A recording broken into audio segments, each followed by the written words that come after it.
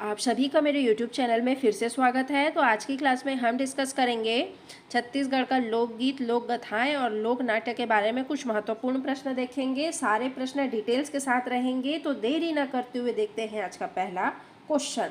आज का पहला क्वेश्चन है, पंडवानी गायन की कथा किस पर आधारित है? तो इसका आंसर तो आप सभी को पता होगा कि पंडवानी गायन की कथा जो है महाभारत पर आधारित है। तो आपका करेक्ट आंसर हो जाएगा ऑप्शन नंबर सी। और पूरे प्रश्न डिटेल्स के साथ है, तो वीडियो के लास्ट तक बने रहिएगा। पंडवानी महाभारत की कथाओं का एक संगीतमय और नाटकीय गायन है, जिसमें मुख्य रूप से भीम के दृष्टिकोण से कहानी सुनाई जाती है। ठीक है, चलिए नेक्स्ट क्वेश्चन। पंडवानी की कापालिक शैली की सबसे प्रसिद्ध कलाकार कौन है जी? कापालिक शैली की तो आपके तीजन बाई जी हैं, याद रखिएगा कापालिक शैली की। ठीक है, तो आपका करेक्ट आंसर हो जाएगा ऑप्शन नंबर डी। अब इसका भी डिटेल्स देख लेते हैं। तीजन बाई जी ने पंडवानी की कापालिक शैली को अंतर्राष्ट्रीय ख्याति दिलाई है और झाड़ूराम देवांगन जी को इस शैली का जनक माने जाते हैं। चलिए नेक्स्ट क्वेश्चन। पंडवानी की वेदमती शैली में कलाकार किस मुद्रा में प्रदर्शन करते हैं? खड़े होकर, बैठकर, लेटकर या चलते हुए? तो पंडवानी की वेदमती शैली में कलाकार जो है बैठकर प्रदर्शन करते हैं। तो आपका करेक्ट आंसर हो जाएगा ऑप्शन नंबर बी। डिटेल्स। वेदमती शास्त्रीय शैली में कलाकार घुटनों के बल बैठकर कथा सुनाते हैं। इसमें अभियान की तुलना में गायन पर अधिक जोर होता है। चलिए नेक्स्ट क्वेश्चन। पंडवानी में मुख्य नायक कौन होता है? अर्जुन, युधिष्ठिर, भीम या कर्ण? बताइए, पंडवानी में मुख्य नायक कौन होता है? भीम होता है। तो आपका करेक्ट आंसर हो जाएगा ऑप्शन नंबर सी। चलिए नेक्स्ट डिटेल्स देख लेते हैं। पंडवानी के कथा का केंद्र बिंदु भीम होते हैं, ठीक है, और उनकी वीरता का विशेष बखान किया जाता है। चलिए नेक्स्ट क्वेश्चन। पंडवानी की कपालिक शैली के जनक किसे माना जाता है? पूनाराम निषाद, तीजन बाई, झाड़ूराम देवांगन जी या रितु वर्मा जी को? कापालिक शैली के जनक अभी हम ऊपर में पढ़े हैं ना, झाड़ूराम देवांगन जी को माना जाता है। तो आपका करेक्ट आंसर हो जाएगा ऑप्शन नंबर सी। चलिए अब इसका डिटेल्स देख लेते हैं। झाड़ूराम देवांगन को पंडवानी की कापालिक शैली का प्रवर्तक माना जाता है। चलिए नेक्स्ट क्वेश्चन देख लेते हैं। पंडवानी में प्रयुक्त प्रमुख वाद्य यंत्र तंबूरा या किकनी किसका प्रतीक है? भीम की गदा, अर्जुन का, युधिष्ठिर का भाला या कृष्ण का सुदर्शन चक्र? बताइए, पंडवानी में प्रमुख वाद्य यंत्र तंबूरा या किकनी किसका प्रतीक है? भीम की गदा का प्रतीक है। तो आपका सही आंसर हो जाएगा ऑप्शन नंबर ए। डिटेल्स। कलाकार तंबूरे को भीम की गदा के रूप में उपयोग करते हुए अभियान करते हैं। चलिए नेक्स्ट क्वेश्चन देख लेते हैं। पंडवानी की वेदमती शैली के प्रमुख कलाकार कौन हैं? तीजन बाई जी, शांति बाई जी, पूनाराम निषाद और झाड़ूराम देवांगन जी या सुरजाबाई खांडे जी? पंडवानी की वेदमती शैली के जो प्रमुख कलाकार हैं वो हैं जी आपका पूनाराम निषाद जी और झाड़ूराम देवांगन जी। तो आपका करेक्ट आंसर हो जाएगा ऑप्शन नंबर सी। अब डिटेल्स देख लेते हैं। झाड़ूराम देवांगन जी दोनों शैलियों के गुरु थे, ठीक है, और पूनाराम निषाद जी वेदमती शैली के प्रमुख हस्ताक्षर हैं। चलिए नेक्स्ट क्वेश्चन। पंडवानी में मुख्य गायक का साथ देने वाले शाह गायक को क्या कहते हैं? रागी, संगवारी, हुकारू या साथी? तो पंडवानी में मुख्य जो गायक हैं उनका साथ देने वाले सह गायक को रागी कहते हैं। तो आपका करेक्ट आंसर हो जाएगा ऑप्शन नंबर ए।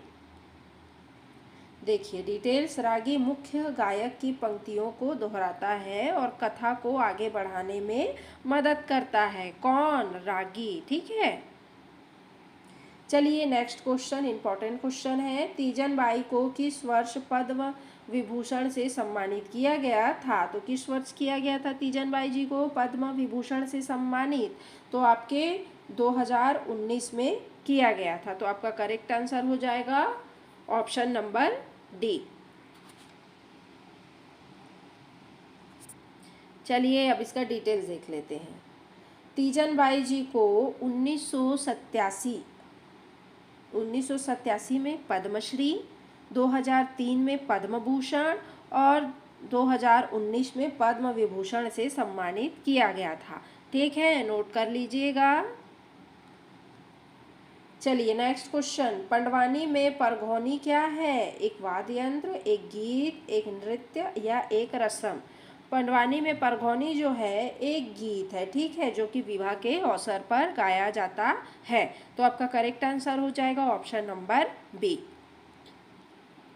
अब डिटेल्स देख लेते हैं। यह विवाह के अवसर पर गाया जाने वाला एक गीत है जो पंडवानी कथा का हिस्सा नहीं है, ठीक है। परघौनी एक अलग लोकगीत है। चलिए नेक्स्ट क्वेश्चन, पंडवानी का शाब्दिक अर्थ क्या है? पांडवों की कहानी, 5 बहनों की कथा, पांडु का गीत या 5 गांवों का समूह? बताइए। पंडवानी का शाब्दिक अर्थ जो होता है वो होता है पांडवों की कहानी। तो आपका करेक्ट आंसर हो जाएगा ऑप्शन नंबर ए। चलिए नेक्स्ट क्वेश्चन देख लेते हैं जी। पंडवानी में कथावाचक को किस नाम से जाना जाता है? गायक, कथाकार, व्यास या कीर्तनकार? बताइए। पंडवानी में जो कथावाचक होते हैं उसे किस नाम से जाना जाता है? तो आपके किस नाम से? व्यास के नाम से जाना जाता है। तो आपका करेक्ट आंसर हो जाएगा ऑप्शन नंबर सी। अब इसका भी डिटेल्स देख लेते हैं। महाभारत के रचयिता वेद व्यास के नाम पर कथावाचक को व्यास की उपाधि दी जाती है। चलिए नेक्स्ट क्वेश्चन, ऋतु वर्मा पंडवानी की किस शैली की कलाकार हैं? कपालिक, वेदमती, दोनों या इनमें से कोई नहीं? बताइए। ऋतु वर्मा पंडवानी की किस शैली की कलाकार हैं? तो आपके वेदमती शैली की कलाकार हैं। कौन? ऋतु वर्मा। तो आपका करेक्ट आंसर हो जाएगा ऑप्शन नंबर बी। देखिए, ऋतु वर्मा पंडवानी की वेदमती शैली की एक प्रसिद्ध गायिका है। चलिए नेक्स्ट क्वेश्चन, पंडवानी में किस रस की प्रधानता होती है? शांत, करुणा, वीर या श्रृंगार रस? बताइए। पंडवानी में किस रस की प्रधानता होती है? तो आपके वीर रस की प्रधानता होती है। तो आपका करेक्ट आंसर हो जाएगा ऑप्शन नंबर सी। देखिए, चूंकि यह महाभारत की कथा है, इसमें युद्ध और वीरता का वर्णन होने के कारण वीर रस की प्रधानता होती है। चलिए नेक्स्ट क्वेश्चन, झाड़ू राम देवांगन ने पंडवानी की कथा किससे सीखी है? अपने पिता, अपने गुरु, महाभारत पढ़कर या संबल सिंह चौहान की महाभारत से? तो झाड़ू राम देवांगन जी ने पंडवानी की कथा जो है वो संबल सिंह चौहान की महाभारत से सीखी है। तो आपका करेक्ट आंसर हो जाएगा ऑप्शन नंबर डी।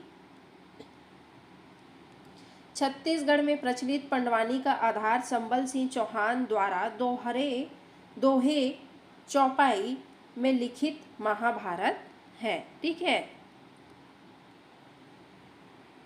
चलिए नेक्स्ट क्वेश्चन, चंदैनी गोंदा किस लोक कथा पर आधारित है?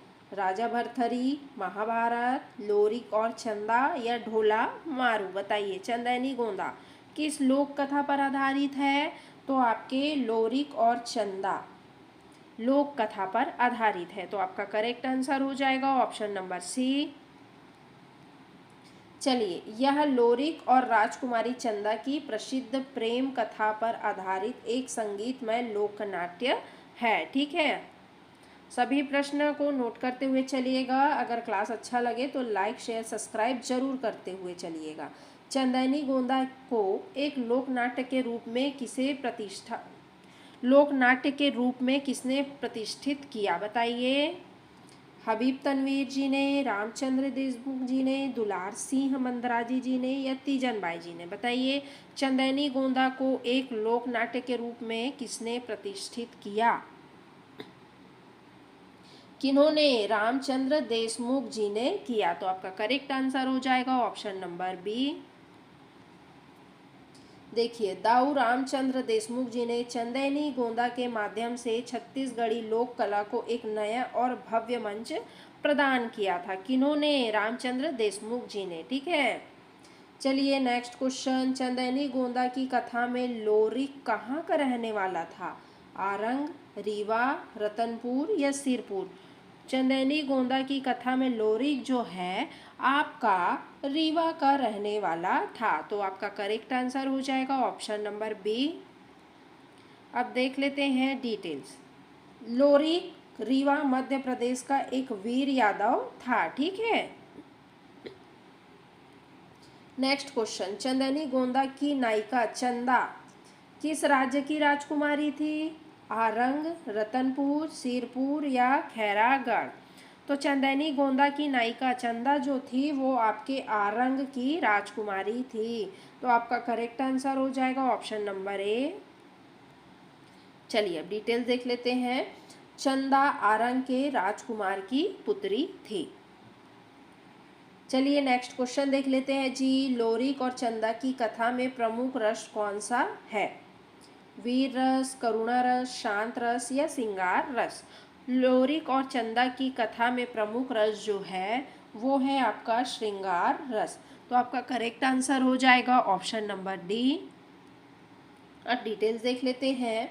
यह एक प्रेम गाथा है, इसलिए इसमें श्रृंगार रस की प्रधानता होती है, हालांकि इसमें वीर रस का भी समावेश है।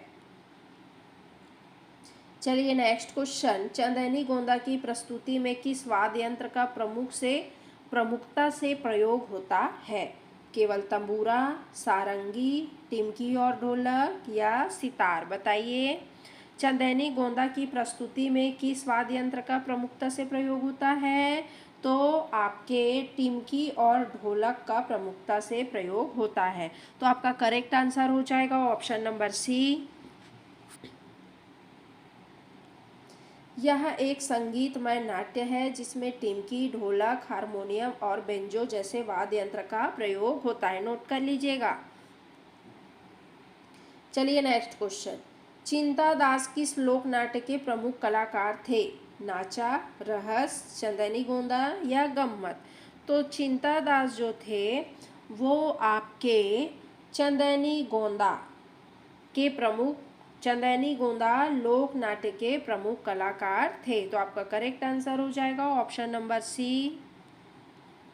चलिए देख लेते हैं, चिंता दास ने रामचंद्र देशमुख के साथ मिलकर चंदैनी गोंदा को लोकप्रिय बनाया था, ठीक है। चलिए नेक्स्ट क्वेश्चन, किस लोक गाथा को छत्तीसगढ़ का लोरी कायन भी कहा जाता है? पंडवानी, भरथरी, चंदैनी गोंदा या ढोला मारू। बताइए, किस लोक गाथा को छत्तीसगढ़ का लोरी कायन कहा जाता है जी? तो आपके चंदैनी गोंदा को कहा जाता है, तो करेक्ट आंसर हो जाएगा आपका ऑप्शन नंबर सी। चलिए नेक्स्ट क्वेश्चन, लोरिक चंदा की कथा का अंत कैसे होता है? दुखद, सुखद, अधूरा या अज्ञात। बताइए, लोरिक चंदा की कथा का अंत कैसे होता है? तो दुखद होता है, तो आपका करेक्ट आंसर हो जाएगा ऑप्शन नंबर ए। लोक कथा का अंत दुखद होता है जिसमें सामाजिक दबाव के कारण प्रेमी प्रेमिका से बिछड़ जाते हैं।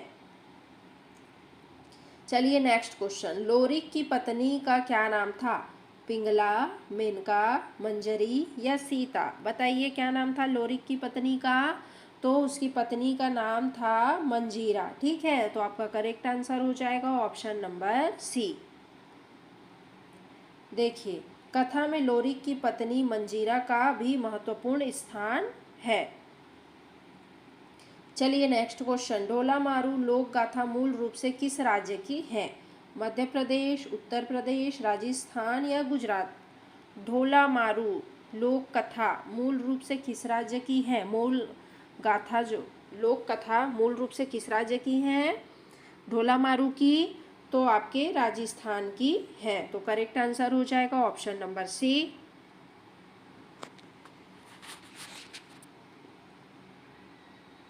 चलिए डिटेल देख लेते हैं। ढोला मारू राजस्थान की एक बहुत प्रसिद्ध लोक प्रेम गाथा है जो छत्तीसगढ़ में भी लोकप्रिय है। चलिए नेक्स्ट क्वेश्चन, ढोला मारू की कथा में ढोल कहाँ का राजकुमार था? मालवा, नरवर, मेवाड़ या मारवाड़। बताइए, कहाँ का राजकुमार था ढोला? कहाँ का? कहाँ का राजकुमार था? नरवर का राजकुमार था। तो आपका करेक्ट आंसर हो जाएगा ऑप्शन नंबर बी। राजा नल का पुत्र ढोला नरवर मध्य प्रदेश का राजकुमार था। चलिए नेक्स्ट क्वेश्चन। ढोला मारू की नायिका मारू मारवाड़ी कहाँ की राजकुमारी थी? बीकानेर, जयपुर, जैसलमेर या जोधपुर? बताइए कहाँ की राजकुमारी थी? तो पुंगल बीकानेर की राजकुमारी थी। तो आपका करेक्ट आंसर हो जाएगा ऑप्शन नंबर ए। चलिए नेक्स्ट क्वेश्चन। ढोला और मारू का विवाह कब हुआ था? युवावस्था में, प्रौढ़ अवस्था में, वृद्ध अवस्था में या बचपन में? बताइए ढोला और मारू का विवाह कब हुआ था? बचपन में हुआ था। तो आपका करेक्ट आंसर हो जाएगा ऑप्शन नंबर डी। कथा के अनुसार उनका विवाह बचपन में ही हो गया था, जिसे ढोला भूल जाता है। चलिए नेक्स्ट क्वेश्चन। ढोला मारू की कथा में ढोल की दूसरी पत्नी का क्या नाम था? पिंगला, चंदा, मालवाड़ी या मंजरी? ढोला मारू की कथा में ढोल की दूसरी पत्नी का क्या नाम था जी? तो ढोल की दूसरी पत्नी का नाम था मालवाड़ी। ठीक है, तो करेक्ट आंसर हो जाएगा आपका ऑप्शन नंबर सी। ढोला का दूसरा विवाह मालवा की राजकुमारी मालवाड़ी से हो जाता है। चलिए नेक्स्ट क्वेश्चन देख लेते हैं। ढोला अपनी पहली पत्नी मारू को लाने के लिए किस जानवर पर सवार होकर जाता है? घोड़ा, हाथी, ऊंट या रथ? बताइए किस जानवर पर सवार होकर जाता है ढोला अपनी पहली पत्नी को लाने के लिए? तो ऊंट पर जाता है। तो करेक्ट आंसर हो जाएगा आपका ऑप्शन नंबर सी। चलिए ढोला एक तेज गति वाले ऊंट पर सवार होकर अपनी पत्नी को लेने जाता है। चलिए नेक्स्ट क्वेश्चन। ढोला मारू लोक गाथा के प्रसिद्ध छत्तीसगढ़ी गायक कौन है? झाड़ूराम देवांगन जी, सुरजाभाई खांडे जी, जगन्नाथ कुमार या बी और सी दोनों? ढोला मारू लोक गाथा के प्रसिद्ध छत्तीसगढ़ी जो गायक हैं वो हैं बी और सी दोनों, सुरजाभाई खांडे जी और जगन्नाथ कुमार जी। तो आपका करेक्ट आंसर हो जाएगा option number D. Jagannath Kumar और सुरजाबाई खांडे दोनों ने ही इस गाथा का गायन किया है। चलिए नेक्स्ट क्वेश्चन। इस लोक गाथा में मुख्य रस कौन सा है? वीर, शांत, करुणा या श्रृंगार? बताइए इस लोक गाथा में मुख्य रस कौन है? तो श्रृंगार रस जो है इस लोक गाथा का मुख्य रस है। तो करेक्ट आंसर आपका ऑप्शन नंबर डी हो जाएगा। चलिए इसमें प्रेम, विहर और अंत में मिलन का सुंदर वर्णन है, इसलिए श्रृंगार रस प्रमुख है। चलिए नेक्स्ट क्वेश्चन। ढोला मारू के गायन में किस वाद्य यंत्र का प्रयोग होता है? बताइए तबला, हारमोनियम, सितार, गिटार, ढोलक, मंजीरा या सारंगी ढोलक? ढोला मारू के गायन में किस वाद्य यंत्र का प्रयोग होता है जी? तो आपके सारंगी और ढोलक का प्रयोग होता है। तो करेक्ट आंसर हो जाएगा आपका ऑप्शन नंबर डी। चलिए नेक्स्ट क्वेश्चन। बांस गीत कौन सा समुदाय गाता है? सतनामी, राउत, कंवर या गोंड? तो बांस गीत जो हैं वो आपके राउत यादव समुदाय के लोग गाते हैं। तो आपका करेक्ट आंसर हो जाएगा ऑप्शन नंबर बी। राउत समुदाय द्वारा करुणा रस में महाभारत के पात्रों और अन्य कथाओं का गायन किया जाता है।